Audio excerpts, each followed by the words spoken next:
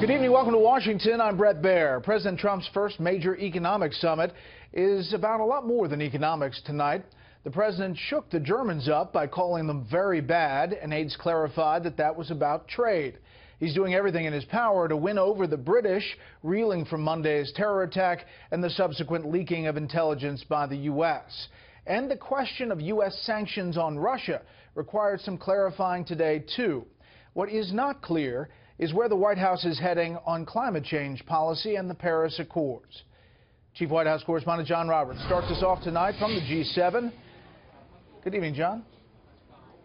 Brett, good evening to you. Another terror attack today, this one against Coptic Christians in Egypt, reinforced what the president has been talking about all week, and that is the need for the world to unite to defeat what he calls a war against civilization. The Italian aerobatic team Frecce Tricolore kicked off what would typically be a wonky summit dedicated to economics and trade.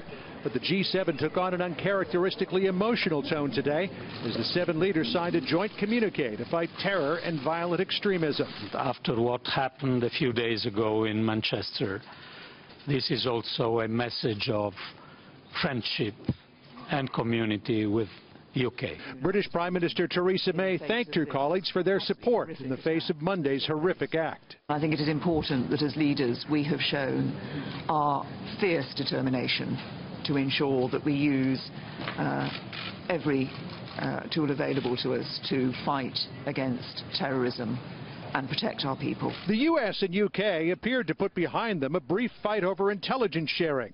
UK police suspended the agreement after details about the Manchester bombing leaked in the United States.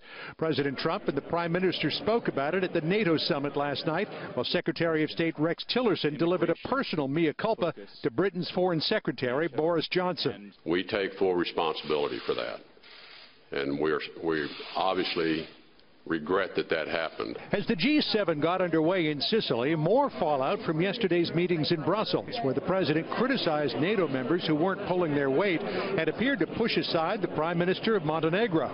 According to German media, in a meeting of EU leaders, President Trump said the Germans were bad, really bad.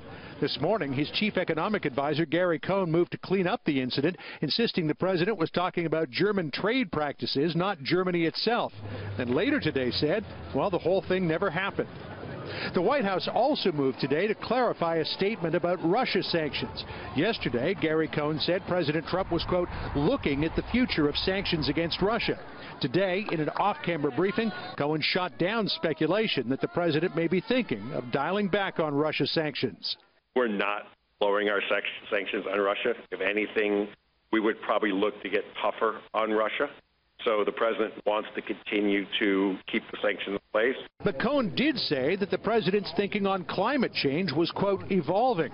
President Trump is expected to make a decision after the summit on whether to pull out of the Paris Climate Accord. I think his views are evolving, and he came here to learn, and he came here to get smarter. He came here to hear people's world leaders' views, some of which have been involved with the Paris Agreement for many, many years.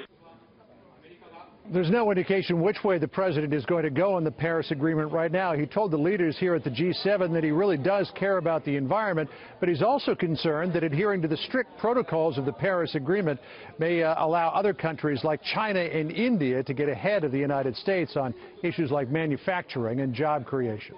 Brett? John Roberts traveling with the president at the G7. John, thanks.